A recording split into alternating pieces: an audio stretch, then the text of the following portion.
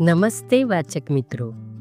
બાલમૂર્તિમાં આજે આપણે ગીજુભાઈ લિખિત ટોકણી નામનો લેખ સાંભળવાના છીએ.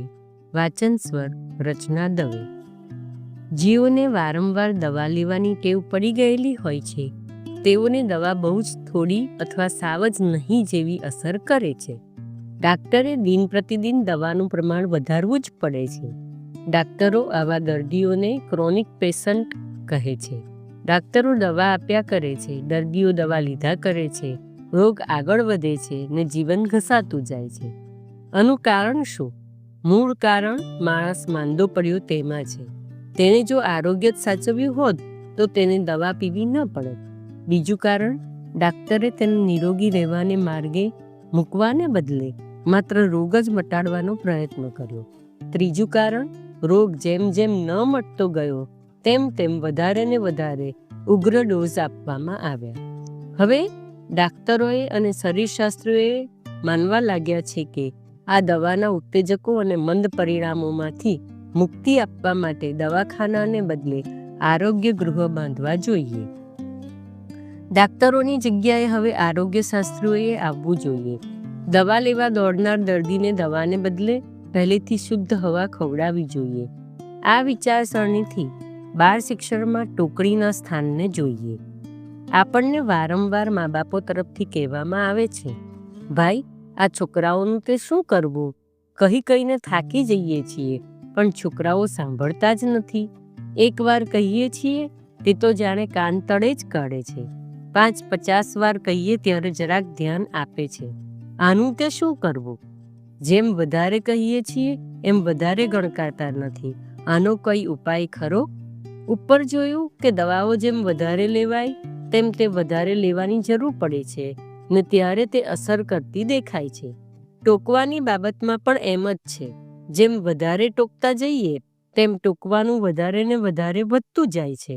જેમ દવા લાંબે વખતે કામ નથી કરતી પણ સડી જાય છે, તેમ જ લાંબે વખતે તેના તે જ વચનો અસર કરી શકતા નથી. સાંભળનાર રીઢો થઈ જાય છે. તેને થાય છે કે એ તો કયા કરે, રોજનું થયું, દિવસ આખાનું થયું, કહેવાની એક ટેવ પડી, આપણે તો કરીએ છીએ તે કર્યા કરીએ. ટોકવાથી આવી માનસિક વૃત્તિ બાળકમાં પણ આવે છે. મૂળ દોષ બાળકો સાથે કામ કેમ પાડવું તેમાં છે.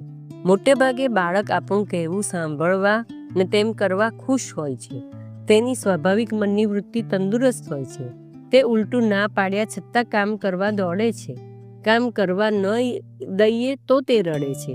પરંતુ આપણે જ તેની આ નિરોગી અને સ્વાભાવિક વૃત્તિને અનારોગી અને માંદી કે વિકૃતિ કરી નાખીએ છીએ. જ્યારથી આપણે બાળકમાં રહેલી કામ કરવાની, કહ્યું કરવાની, આપણને સાંભળવાની વૃત્તિને રોકીને અટકાવીએ છીએ ત્યારથી જ ટોકવાનું કામ શરૂ થાય છે. એકવાર બાળકનો સ્વાભાવિક જુસ્સો રોક્યો એટલે તે પાછું પડ્યું. તેને આઘાત પહોંચ્યો, તેનો અહમ ઘવાયો, તેના કાન બંધ થયા, તેના અંતરમાં આપણો અવાજ જતો અટક્યો. આપણે જ તેના કાન બહેરા કર્યા અને આપણે જ તે નથી સાંભળતું તેની ફરિયાદ કરવા બેઠા, તેનો ઉપાય પૂછવા નીકળ્યા. આપણે જ તેને માંદું પાડ્યું ને દવા આપવાની શરૂઆત કરી. પરંતુ પ્રશ્ન એ છે કે રોગ લાગુ થયો તેનું શું? જેમ જેમ ટોકણીનો ડોઝ વધારતા જઈએ છીએ તેમ તેમ તે વધારે ને વધારે નિર્ભર થતું જાય છે.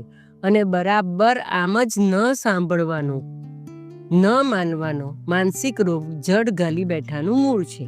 બેશક દરેક વધારેલા ડોઝથી બાળક થોડો વખત સાંભળશે, માનશે, પરંતુ જેમ બીજા ઉત્તેજકોથી શરીર આખરે પાછું પડે છે તેમજ ગાળો વગેરે ટોકણીથી ઉત્તેજિત થયેલ મન પાછું પડે છે ને વધારે મંદ થતાં વધારે ટોકણી માગે છે.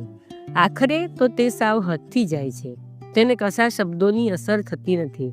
જેમ આખરે કોઈ પણ દવા પેટમાં રહેતી જ નથી તેમ. આપણે ટોકણીના ઉત્તેજકોથી બાળકને દૂર રાખીએ, તેને દવાને બદલે હવા આપીએ. તે જ્યારે સ્વાભાવિકપણે આપણું કહેવું કરવા અને સાંભળવા તૈયાર હોય છે ત્યારે તેની તેમ કરવાની મરજી અને શક્તિને વધારીએ અને જ્યારે તેમ કરવાની મરજી ન થાય ત્યારે તેને છોડી દઈએ. અસ્તુ. આભાર.